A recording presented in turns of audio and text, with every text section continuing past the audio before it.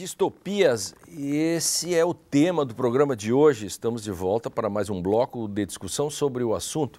Em 1984, Orwell dizia, no livro 1984, quem controla o passado, controla o futuro. E quem controla o presente, controla o passado. Por isso que o personagem ficava ali apagando, né, o passado para modificar o presente. Como vocês veem tudo isso? A questão da memória, o fim da cultura, dentro dessa relação de distopia, utopia, distopia? Eu penso que a memória, pelo menos nestas leituras que eu procurei fazer a partir da nossa proposta, tem muita memória. Eu acho que os autores, neste sentido, buscam esta questão da memória mais do que a lembrança simples.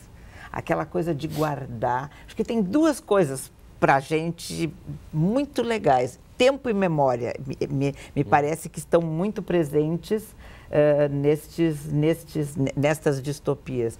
Porque o tempo não é determinado. Inclusive aqui o Sousa, a mulher do Sousa, guarda todos os anos os calendários e ela muda no dia 5 de janeiro. Né? Então, no dia 5 de janeiro, ele sabe que é dia 5 de janeiro, porque é o dia que a sua esposa reúne todos os calendários e guarda. Porque para ele diz, não importa se é dia 1º, se é dia 2, eu sei que passou um ano quando ela faz esse gesto, há 30 anos ela vem fazendo esse gesto. Então, essa coisa do tempo não determinado, mas ao mesmo tempo determinado, é interessante. Daria para pensar assim, duas espécies importantes de mal-estar na civilização na contemporaneidade. Né? Um é o sentimento de abandono, decorrente dessa desconstrução da tradição de que tu falavas. Né? O outro é o sentimento de opressão, de uma sociedade tecnocrata, né? Excessivamente técnica. Não é à toa no ensaio sobre a cegueira que as personagens sofrem de uma cegueira branca. Né? E aí o Drayton pode falar disso melhor do que eu. Por que essa cegueira é branca? Elas estão impregnadas de uma claridade, de uma luz. E aí a gente tem a luz como metáfora da razão, que é Platão, né? E que está presente em toda a tradição ocidental. Né? O excesso de racionalidade, o excesso de luz e a própria caverna, né, como a primeira sala de cinema, vamos dizer assim, jogando com essa questão da treva e da luz, né? Sombra e luz, né? Como é que os livros aí, os textos que vocês têm e outros, pode ajudar a explicar um pouco essa relação de uma sociedade complexa, autoritária de todo modo, por mais democracia, mas o modo como se controla a sociedade pelos meios de comunicação e a própria internet e tal, você tem cada vez menos liberdade. Como funciona isso numa relação com o próprio direito, né? Na medida em que, se nas sociedades totalitárias, o direito sempre acaba fazendo um papel de vilão e a literatura faz o papel da denúncia. É né? Verdade. Então, o que a gente tenta fazer um pouco esse casamento de direito e literatura para tentar salvar um pouco o direito nesse processo todo, para ele não ficar só com o lado ruim da coisa. Em certas áreas do direito, vamos dizer assim, nós notamos uma espécie de atraso, de delay, porque a sociedade avança e o direito ele vai vindo atrás para... Então, atraso de lei e delay, né? De lei. No sentido Exato, dupla agora. Dupla, do atraso, né? Do atraso para regrar certos fenômenos, vamos dizer assim, que eram-lhe desconhecidos, vamos dizer assim. Tanto é que o direito mesmo não sabe lidar, por exemplo, com a própria questão da tecnologia da internet. Se ofender alguém pela internet, essas coisas, o direito ele não sabe lidar bem com isso. O que nós temos nessas narrativas, né, da literatura distópica? Nós temos ou o excesso de lei, que é o quadro dos sistemas totalitários, né, que oprimem os seus cidadãos. Nós temos esse quadro, ou temos um outro tipo de narrativa distópica que funciona um pouco diferente, que é a ausência de lei, que é a anomia, que é o caso do texto do Drayton, né? Então, assim, o direito está sempre presente aí. Se o direito é aquele que deve regular as relações entre as pessoas, quer dizer, bom, no excesso ele conduz a um estado de opressão e na ausência ele conduz a um estado caótico. Aí volta a lei do mais forte. Claro, né? e ele é usado, num estado de opressão, ele é usado enquanto uma ferramenta que oprime mais ainda. Quer dizer, ele é aquela esperança que não é esperança. Que na prática não mais... Guerra é paz, liberdade é escravidão, né? Bom, no livro do Orwell, aí vem a questão da linguagem, da comunicação e da opressão, né? Em tempos de Big Brother, estrito e lato sensu, o Ministério da Guerra era chamado de Ministério do Amor. O Ministério da Fome, onde tinha fome, tinha o Ministério da Fartura. Quer dizer, como se a linguagem pudesse trazer em si a própria realidade, Drey. Sim.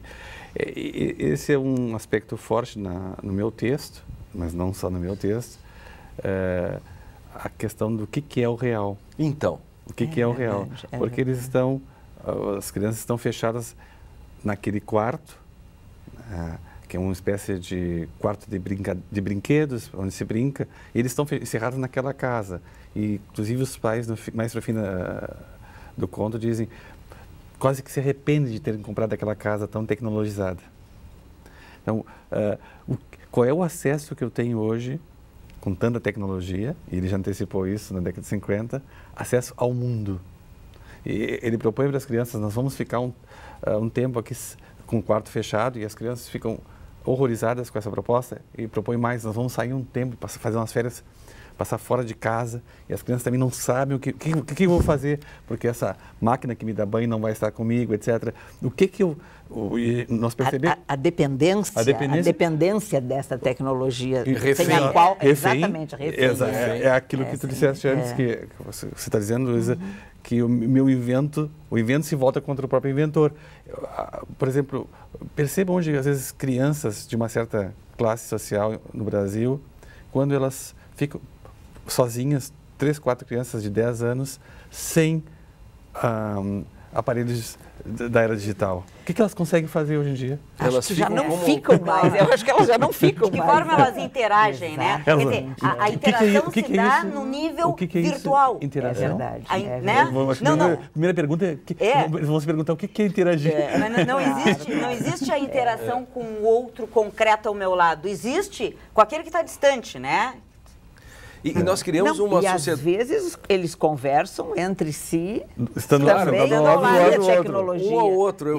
Eu vi isso no aeroporto, eu falei para a Rosane, minha mulher, nós vimos num aeroporto um casal, vamos dizer assim, acabei de te mandar um e-mail.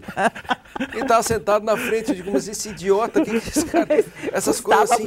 Então, como percebe... Quase irreal, não? O meu mundo fica maior ou menor, e Machado falava isso muito bem nas ideias de Canário, né? Qual é o tamanho do meu mundo?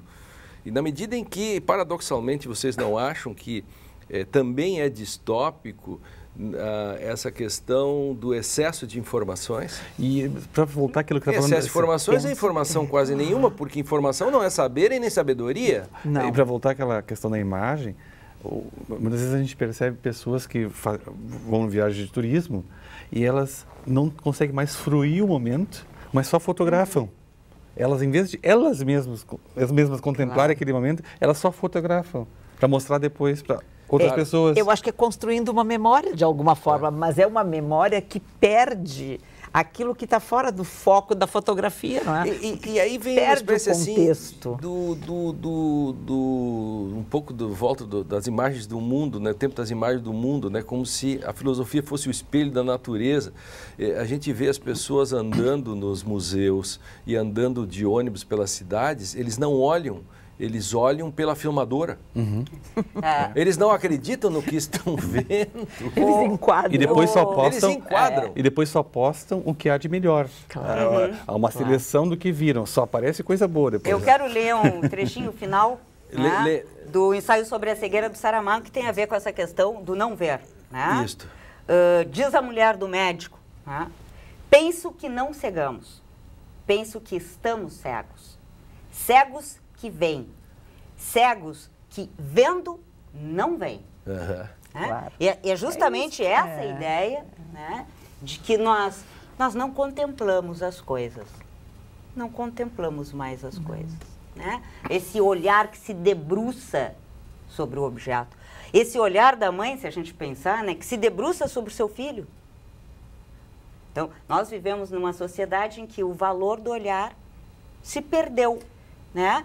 E há a mecânica do ver imagens, ver imagens, ver imagens. Tu dizia assim, informação não é conhecimento. Não, informação não é conhecimento. E nós vivemos num mundo que faz a aposta na informação e não no conhecimento. E aí, em cima disso, um pouco de distopia que se pode ver, assim, se você tem uma espécie de utopia no direito, que seria um direito em que se examinassem os casos com cuidado, uma espécie assim, né, de aplicácio, né? E a distopia disso é, por exemplo, a fragmentação, é julgar pilhas de processos como se as coisas pudessem ser todas iguais.